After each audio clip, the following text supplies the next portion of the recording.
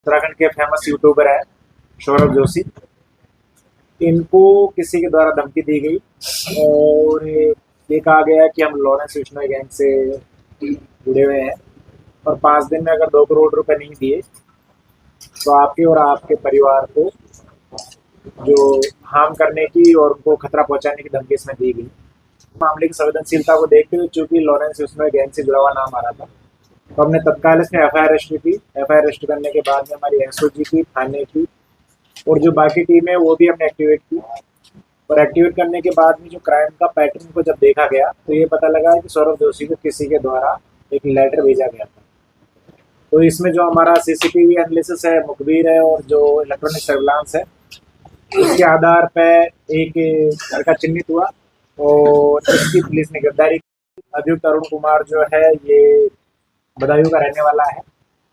पंजाब के मोहाली में किसी होटल में काम करता था और वहाँ काम ठीक से नहीं करने के कारण उसने होटल मालिक ने इसको वहाँ से निकाल दिया और पैसों की तंगी में और शॉर्टकट से पैसा कमाने के चक्कर में इसके दिमाग में आइडिया आया और इसने सौरभ जोशी को यूट्यूब पर सर्च किया और उसके घर का पता करते हुए यहाँ पहुंचा। उसने यहाँ आके उसके घर में लेटर डाला और उसको धमकाने की कोशिश। पुलिस ने 12 घंटे में इस केस का वर्कआउट किया है और इस मामले की संवेदनशीलता को देखते हुए जो टीम है उसको मेरी तरफ से 2,500 रुपये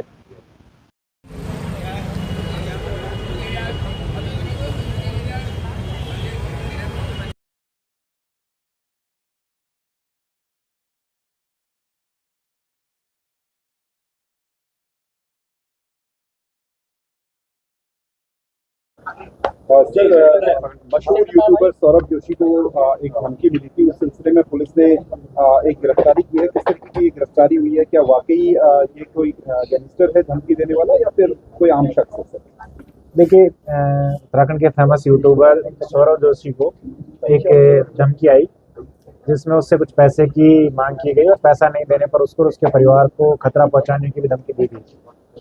क्योंकि इस मामले में जो धमकी दी गई उसमें लॉरेंस बिश्नोई गैंग का नाम आ रहा था, तो इस मामले की संवेदनशीलता को देखते हुए पुलिस ने तत्काल एफआईआर रजिस्टर की और एफआईआर रजिस्टर करने के बाद में जो धमकी भरा पत्र आया था उसको उस एरिया के आसपास के सीसीटीवी देखे हमने, कुछ इलेक्ट्रॉनिक सर्वेलांस किया और कुछ मुखबिरी के आधार पर एक अभियुक्त जो है वो पुलिस के सस्पेक्ट के दायरे में आया और जब पुलिस ने उसको गिरफ्तार किया तो उससे पूछताछ पे निकल के आई बात कि उसके द्वारा ही यूट्यूबर सौरभ जोशी से पैसा निकलवाने के उद्देश्य से उस तरीके का धमकी भरा पत्र उसको भेजा।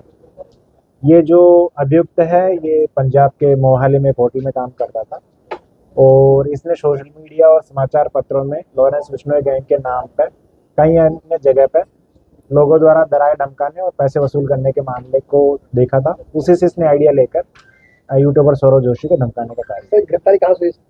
इसको यहीं हल्द्वानी से हमने गिरफ्तार किया गया।